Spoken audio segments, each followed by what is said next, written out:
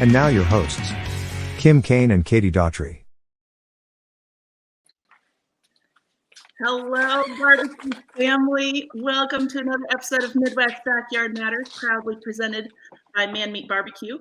Whether you are in the backyard, out on the driveway, or on the KCBS competition trail, always remember that backyard matters.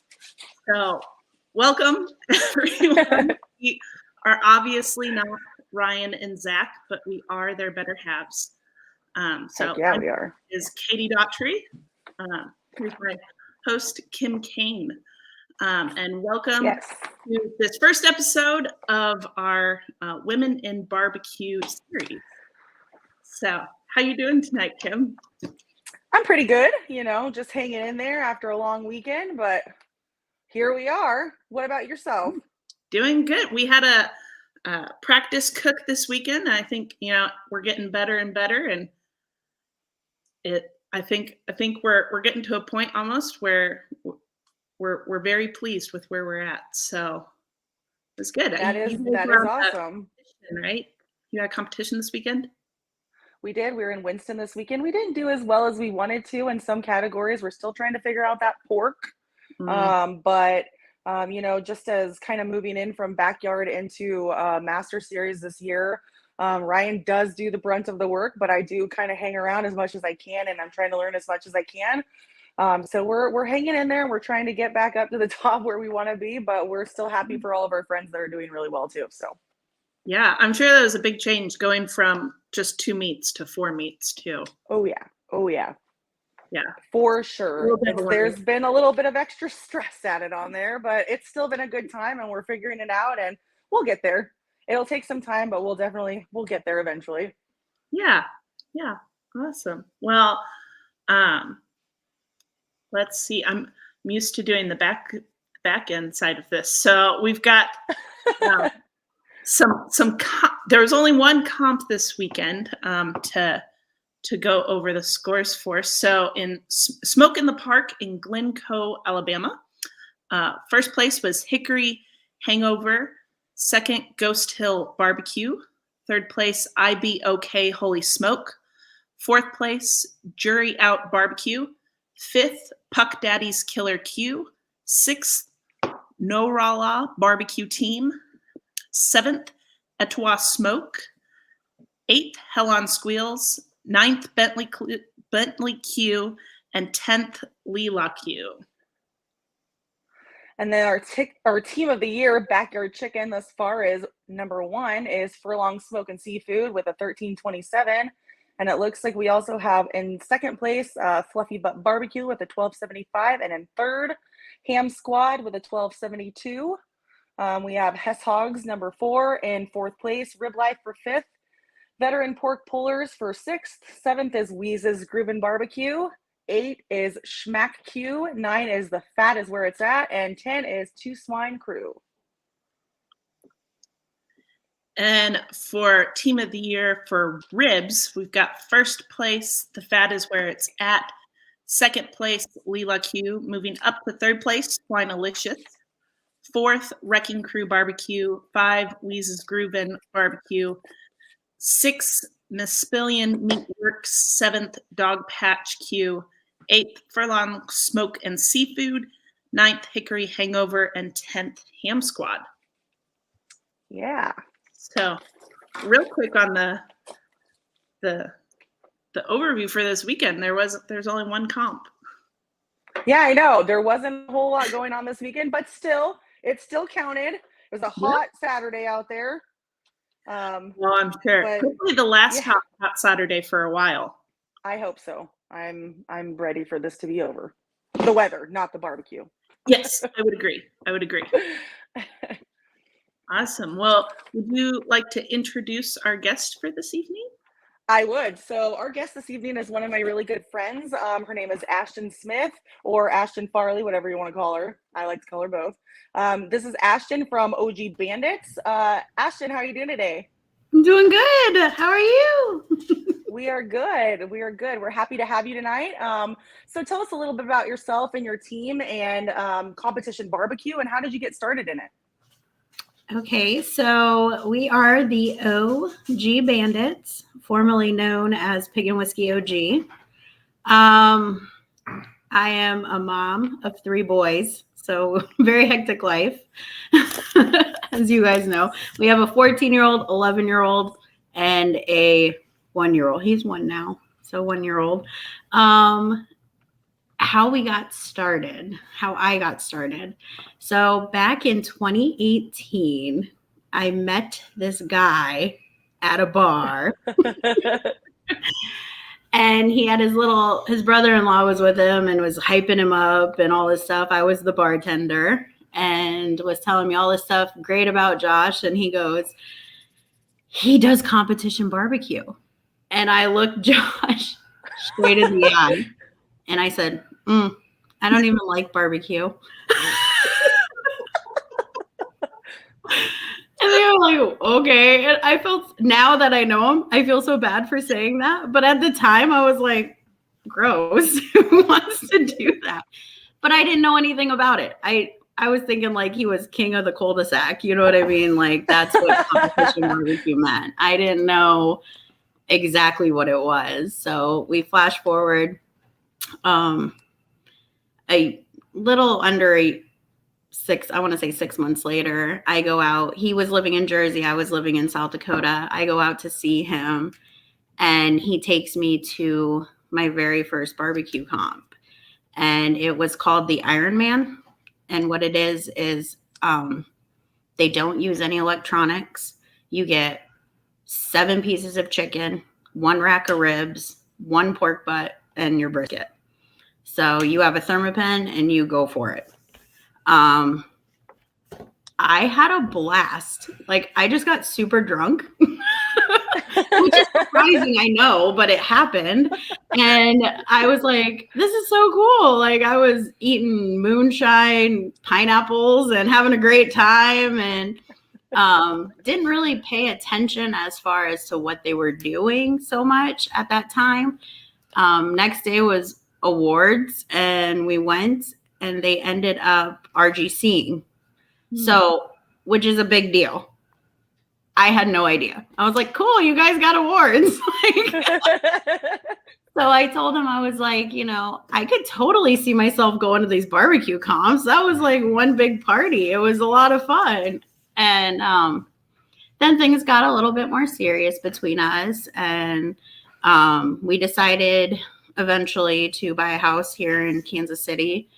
And he asked me, would you want to continue to do, let's not, Carl, would you want me to continue? He said, tell us more about the night we met.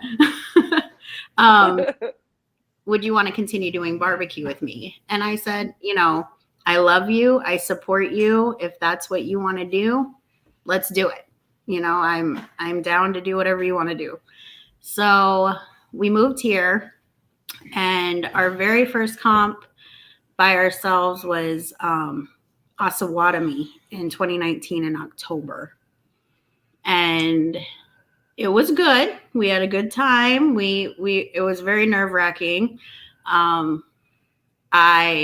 didn't want to touch anything because I didn't want to mess it up. I didn't want to be the reason why it went wrong for him because he was so passionate about it. So I was a little hands-offy and let him do his thing and helped him where he needed to help. And we ended up getting 2 calls.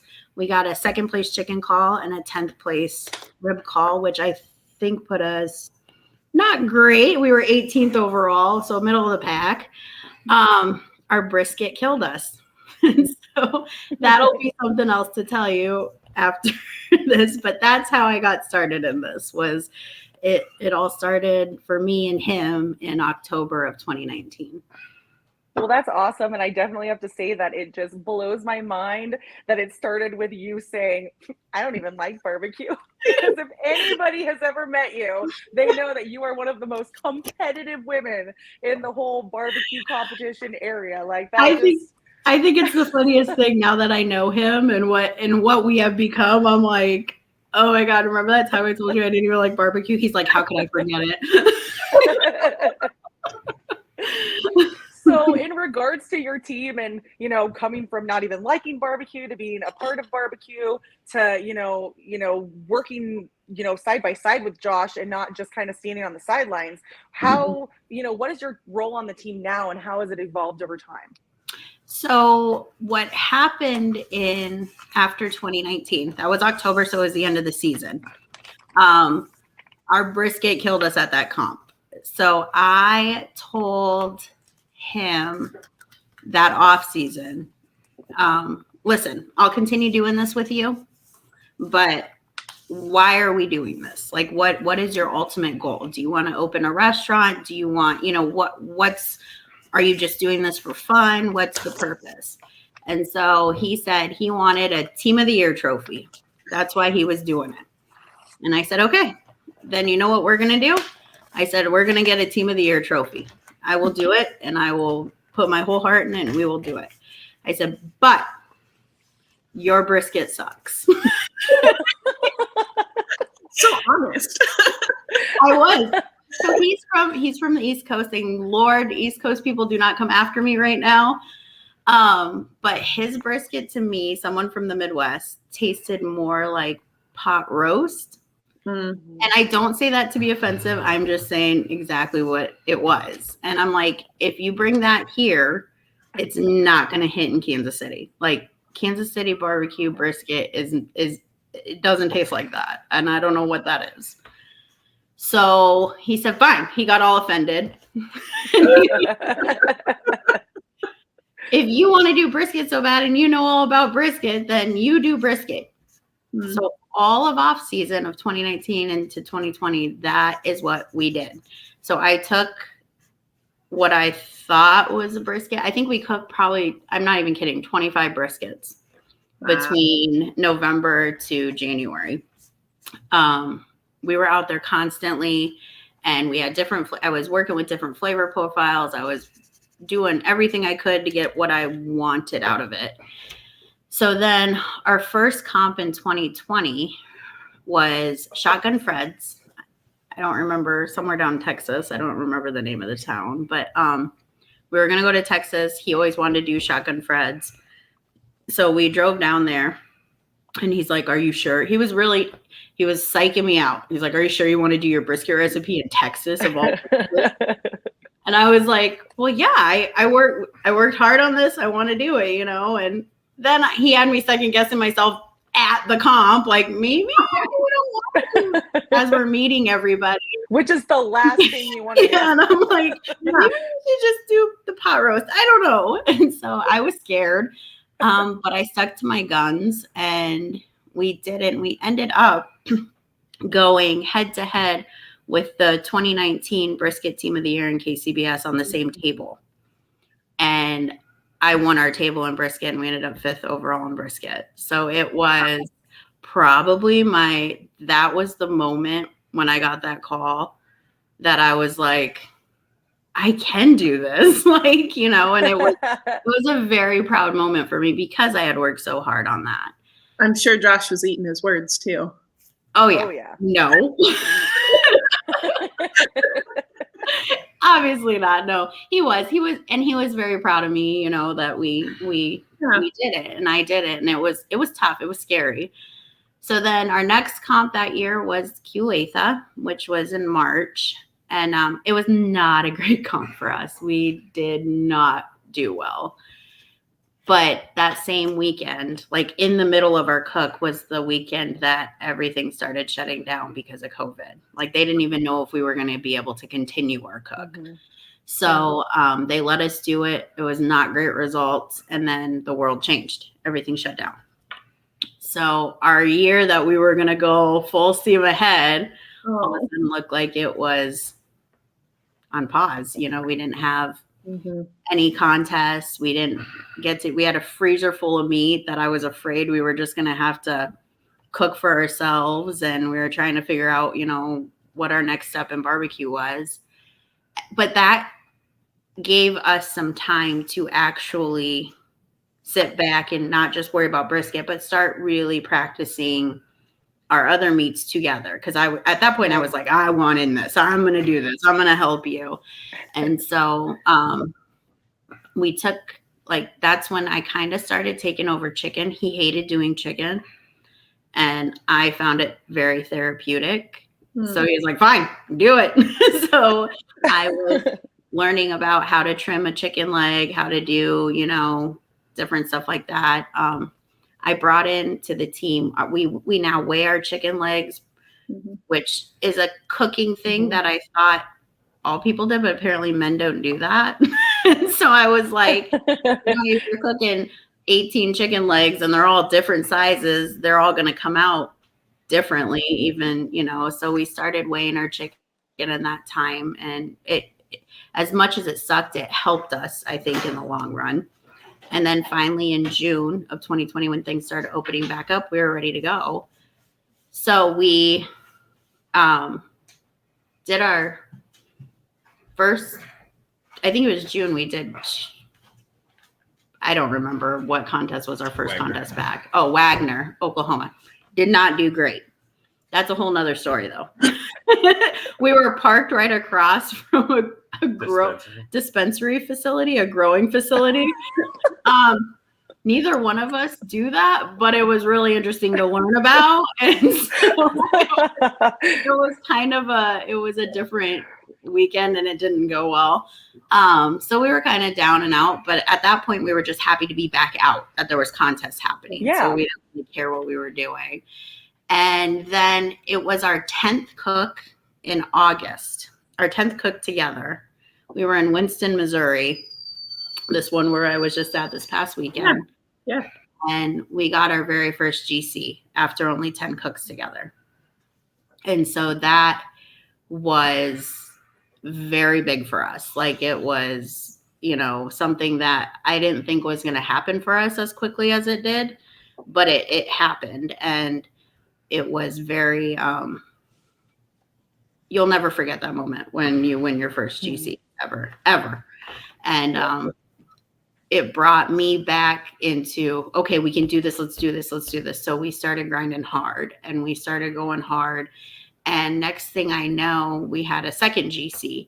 And then all of a sudden we were in the running for Team of the Year of Chicken that year. And it looked like it could be attainable. We ended up in the top 15, and we still had half a year to go.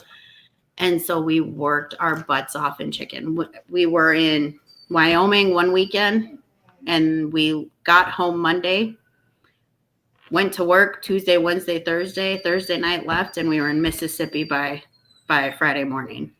And we got our first place chicken in Mississippi, which shot us to second place. So it was unreal, and it was a lot of hard work and dedication. And next thing we know, we lost our Team of the Year trophy in brisket, though, the last week. And I was really upset about that. We were actually 16th place, and we should have been 15th, but it sucked. It sucked to get that taken from us, but it happened. But 2020, we finished 14th overall and KCBS Team of the Year, and then we finished second in chicken. So even though it was a weird year, we ended up doing what I told him I was willing to help him get to, and that was a big thing for us, because we didn't think we were going to obtain it so fast, and we did. I mean, we were fully expecting to do 50 comps that year prior to COVID. So right. That's and then you get that GC and you're all sucked in. You're like, yeah, I think we're just going to have to continue doing this forever. I'm like, well, we can't just stop now. We're on a roll. And then I think it was like 3 contests later, we got the second GC, and I'm like, see, we're going. We got to go. Yep. Absolutely. So what do you feel like it's been like being a woman cook in competition barbecue? Do you feel like you get any pushback from men or women or just people in general? Or like, what are the positive and negatives, would you say? I get pushback from one man in particular. And then it's quite satisfying when what I said we should have done, we end up doing, and it worked. But what are you talking about? Yeah, not you. But talking about Jameson. Jameson's the pushback. No. Yes. In all honesty, it's intimidating. I think a lot of times, and this might ruffle some feathers, but I think a lot of times it's seen that women are box runners and box makers only. Yep. And that's not, I've ran a few boxes, but I'm not the box runner. I will not run the box.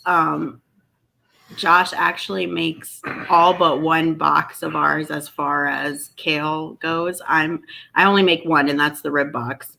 Other than that, he does that. I mean, so it's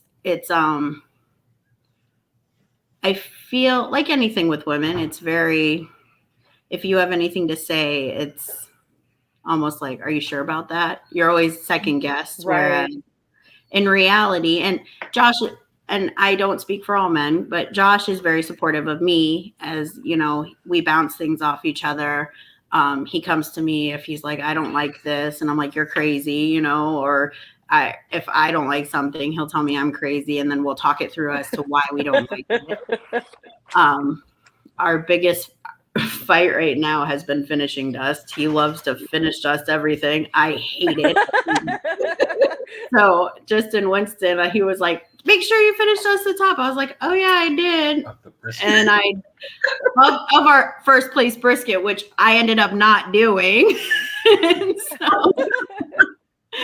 But I mean, it's things like that, you know, and it's I think it's a challenging thing to break into, but I think recently you're seeing more and more women pit masters come out, and it's becoming more of a norm to see women out there doing things by themselves versus just being there as making parsley and kale, you know, or stuff like that, or making the box look pretty.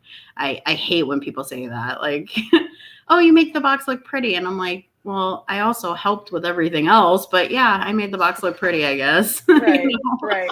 Yeah. We have a lot more to offer than just making the box look pretty. Exactly. Yes.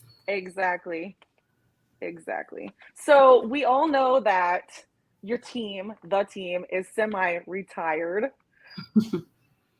Mm-hmm. And I say that with a quotation mark. But we also know how competitive you are, and we know how competitive Josh is. So what do you guys see the next step for OG Bandits being? Like, where are you going to go from here? So if anyone's paying attention to our page, some of us did not say retired. Some of us took it a little farther than others. So what happened in 2021 is not everyone that knows us and knows I ended up getting pregnant in November of 2020. And we were like, during that off season, we were like, okay, we got to slow down. You know, you're going to be pregnant. You're going to have to, we're not going to be able to do as many comps, blah, blah, blah, blah, blah.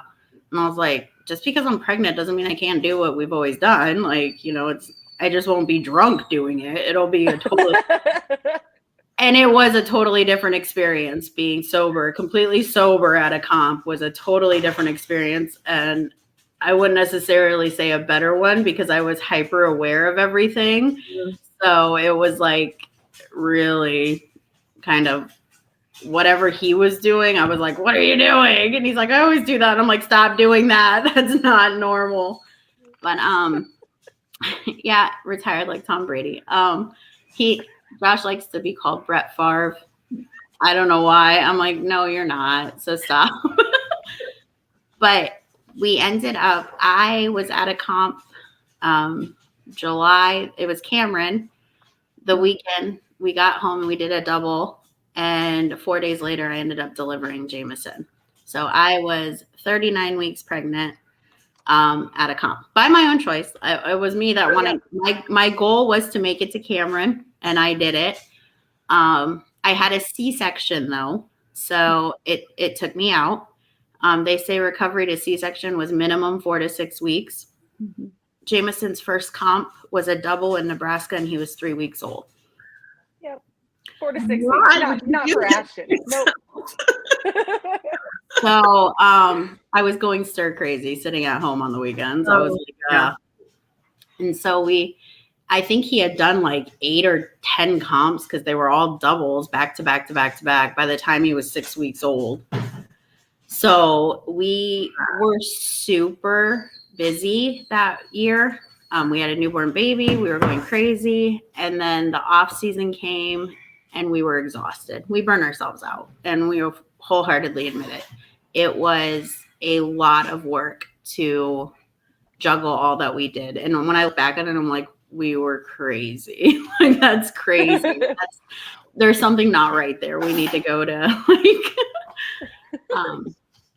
so we ended up doing, I think it was like 30 contests with our invitationals, because we ended up going to a couple of invitationals, and that's crazy. We had a baby in the middle of the summer. Like, that's, and we still were working full time. Our other kids were still in school. It was not. So when I say he says retired, I say step back, because there was no way we could do that anymore. Like, it was taking, by the end of that year, him and I had always told each other, when it stopped becoming fun, we were done. And it wasn't fun anymore. Like, I remember leading, like in September, we had already signed up for all these comps, and neither one of us wanted to go, but we had to, because we paid already, and it was a waste of money. Yeah. So it was a rough year for us. And that off season, we were like, we're done for a while. And we were done for a while until we had actually sold our trailer. So we really were done. Like, we had sold our trailer, we were getting ready to sell some drums, and we were like, we can go and do a couple here or there, ones that we want to do, but nothing, like we had in the past. And we were totally happy with it. And then we got pulled for the Made for KC. Never in a million years thought we were going to be pulled for the Made for KC. So him and I are sitting on the couch watching the draw, and our name gets pulled, and we're like, we don't have anything. You're like, whoops. So I'm like, Josh, and he's like, I'm on it, babe. And so we ended up getting the meat wagon, as you could see there, from Justin Enerson, which is our camper now, to make it more comfortable, because when you're 9 months pregnant, sleeping on the floor on an air mattress is totally acceptable. But God forbid your son, who is an infant, sleep on the mattress. So we had to get Jameson a real bed. That's what I say. We had to get Jameson a real bed because he couldn't sleep there. So, and we have stepped back. I mean, we still enjoy it. We still have fun. We're definitely never points chasing ever again. That was a lot of work and a lot of money. And I mean, we don't have restaurant. We don't have rubs. We don't have sauces. So the Team of the Year trophy to us means something to us, but nobody else. And that isn't in barbecue. It's to them that they walk in our house. They're like, cool, you got a lot of trophies on your walls. Like, they don't know what it means. So we did what we had come to do, and that was that. As for our future, as you guys know, Josh and I are we're very concerned about KCBS growing. And that's one of our main passions, is helping people get into KCBS so that they want to do this. So in the future, what we've always talked about is we want to do, and we're in the works of doing a free class or a minimal price class, nothing over $100, for people who have never won a GC or RGC, just to give them a little barbecue 101, on how to get involved and what made us successful, tips and tricks, because especially in this economy, people don't have thousands of dollars to be spending on classes. And it's just, if we want to get people more involved, we need to start, on level 1 to get them more involved. Like, you can do this. You don't have, your brisket's going to be a lot of money, but, or even just into backyard, you can do this. You can do 2 meats, you can you can step in. You don't have to jump to masters right away. Enjoy, don't pull a Ryan. Enjoy the time in backyard. Which is quite a shock. We'll just say that. You don't want to get yourself stuck there and you can't go back. It wasn't a shock to any of us, Kim. We knew it was going to happen, that comp. We warned him it was going to happen. But no, and that's our goal, is to get back, is to just, enjoy what we're doing and help as many people as we can for, as much as we can, because that's who we are and what we're doing. So yeah, for sure. And that kind of, what you just started talking about kind of leads me into our last question, which is, would you tell us about the little bandit camp that you guys had a few weeks ago with the teams and the judges? So Josh used to do out in the East Coast practice cooks, where they would get a bunch of teams together in someone's driveway and they would cook, and they would have judges, certified KCBS judges, come and actually judge and give you one-on-one feedback, which is very helpful, because not every judge writes a comment card. So if you got a 7 and you don't get a comment card, you have no idea why, and being able to immediately go and talk to the judges right after, and they know what food of yours they had, it opens this kind of, it's helpful for not only the teams, it's helpful for the judges too, to see what our way of thinking versus what their way of thinking was on a situation. Absolutely. And so I think Joel from Meat Rushmore had asked Josh for some chicken help, and Ryan had asked Josh for some pork help. And so Josh was like, well, why don't I just do a practice cook at the house? We know enough judges we can invite over. And then it turned into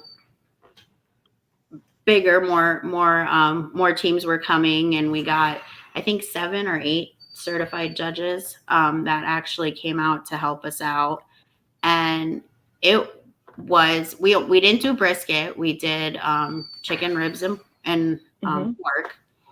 And it was very informative. Like, we did Carl did real-time scoring there, entered it in, and we got to talk to them one-on-one about like what they felt, why they gave us an 8 or why they, and the feedback we've heard from the judges aspect of it,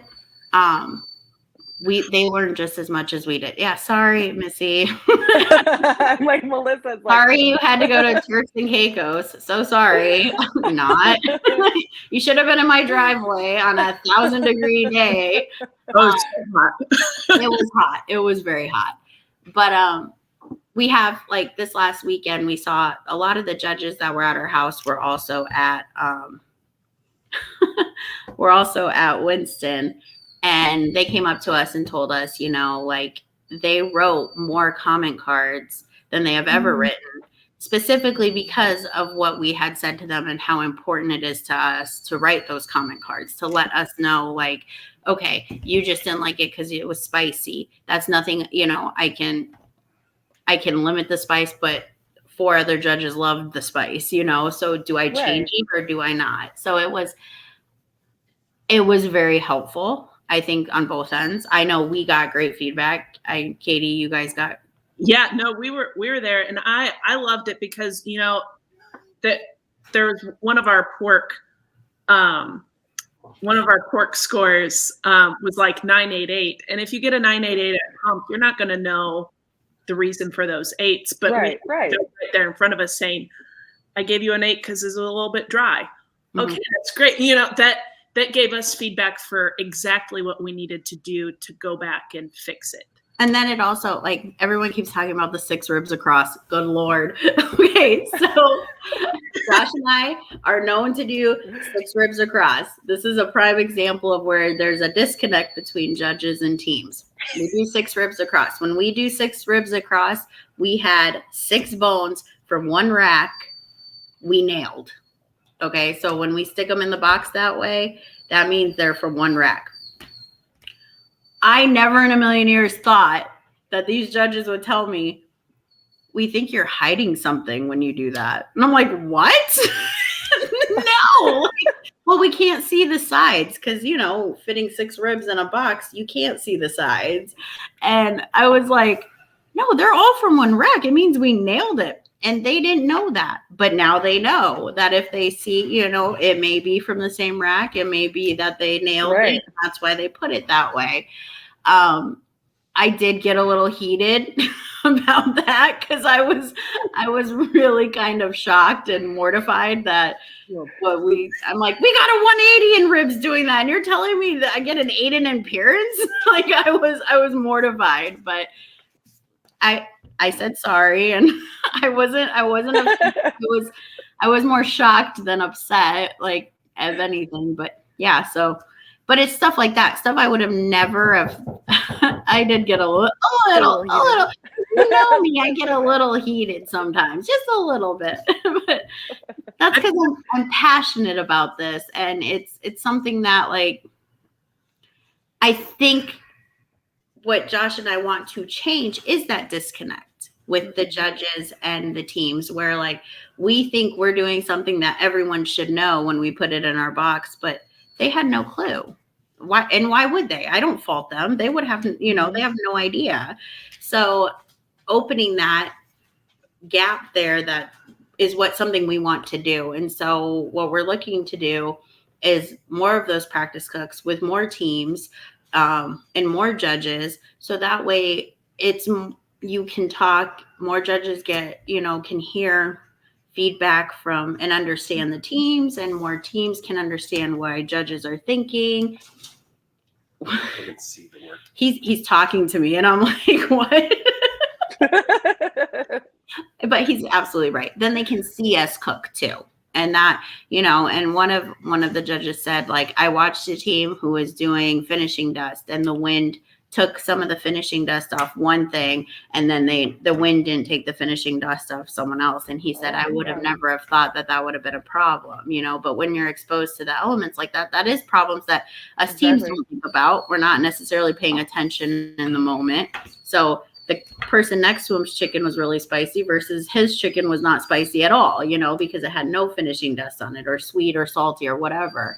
Yeah. And it opened his eyes as to why his judge friend might think something wasn't great in taste, and he thought it was awesome in taste. So he was like, it was cool to watch the teams actually, and they do one master cook. When they become a master judge, they follow a team, but they just do one. It's easy to forget if you've been judging for 5 years exactly what work goes into it and stuff like that. So we want to do this on a bigger level, and maybe incorporate that in like where more teams can come and more judges can come, and in a bigger space. And just, it's fun too, because you can be competitive with your friends, and it's still, but then you also learn, and you learn stuff like if you're not hitting in your ribs, you learn why they think you're not hitting in your ribs, and our practice cook this past weekend with chicken, we incorporated some of the stuff that you were showing us, and our practice cook this past weekend was better than the last practice cook we did, and I'm sure some of that is because the stuff we stole off you. Yeah, so. You didn't steal it. Don't say you didn't steal it. But like, what it also allows us, like, you guys did pork 2 different ways. Mm-hmm. Joel did chicken 3 different ways. So in a practice cook, if you don't want to cook the other 2 meats, or you only want to focus on the meat you're hurting in, you can do that. You can do it 4 different ways if you want to. You can do, then that way you get feedback as to, okay, they like this recipe, this method, or whatever. And that's why I think they're so fun. It's free. We don't, judges are always going to want to eat. It's true. Wherever we're at, if it's our house or whoever's house, we're doing it for fun. It's for free. And it was a good test for us, because we wanted to do a box with just bacon meat for the pork, but we're afraid to do that at a comp, because we're like, what are the judges going to think about that? And we did the just bacon meat and got all 9s in appearances. So we're like, okay, well, that means we can do that at comp and it's not going to hurt us. Yes. And that's why we feel like that is so valuable. And having a relationship with judges and teams is so important. So that way you guys, like I can hate Judge 5 on my table because they gave me a 777, and I could go on, but it's nice to know, well, maybe it's just you, or maybe it is us, like it's nice to find that. And I think you can't fraternize, as we say, the day of comp, but it's fun to know who's judging your food, and what they like. And yes, absolutely. Hugh, look at that. I think that the takeaway is that you need to do way more of those practices because everyone loved it. And that's just it. And I know there were people that wanted to come that couldn't come because they were cooking Warsaw last second. Sorry about that. And didn't get a call in pork. But no, I'm kidding. We didn't get a call. Hey, no, you're right. But I think that's what our goal is to do something bigger, and we're going for that more. So we're trying to get a bigger venue, though. That's so we can hold more teams. I mean, 4 teams in my little driveway was great, but if we added any more teams in there, it might be a little cramped. But so that's what we're working on, is finding a venue that is free or low of charge, so that way we're not out too much money on that. And when we do, we'll let everyone know. Maybe that venue will have a pool. Maybe. I don't think that would be helpful though in us trying to practice. I mean, it might be good to have a for word after fun. So, okay. Well, thank you so much, Ashton, so far with everything that you've, all the questions you've answered and all the insight that you've given us. Is there anything else that you would like to share? And did I cut you off, Katie? I'm sorry. No, you're fine. You're good. No, I think, we covered everything. I'm sure I'll remember something later on. Oh, I was 3rd in turkey last year overall in team of the year. Wow. I'll never do that again, but it was fun. It was fun. It was a good time. Oh, well, I guess it might be time to go. There's Jameson, the little good luck charm. He's like, I don't know what's going on. He's so happy. He is in a good mood. This is the reason why we're slowing down barbecue. Say, yes, it's all my fault.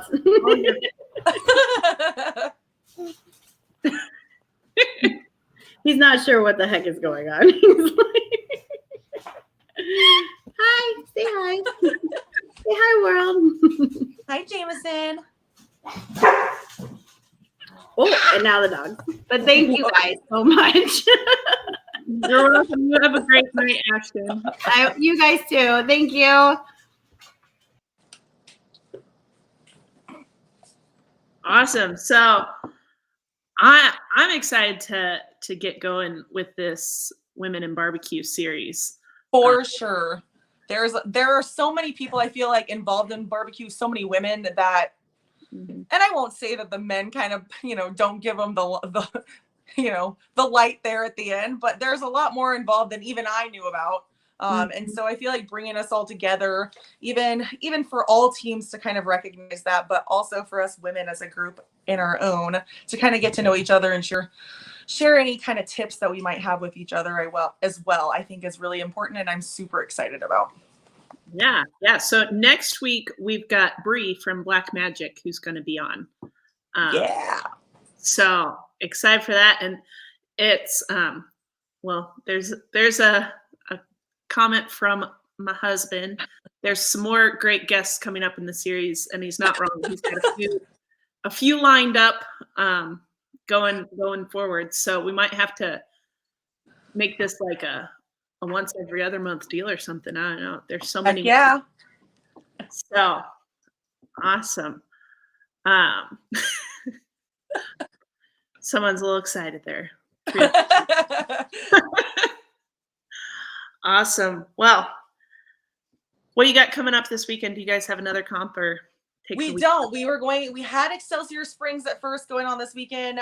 And then prior to Ryan getting called a couple weekends ago to fill in as like a last team, we were going to be in Excelsior Springs. We decided to take a little step back and not do as many comps because it was starting to get scheduled up to where it was almost every single weekend. And so we pulled back a little bit to kind of work on our pork a little bit, but we should be back out there the following weekend in Baldwin City.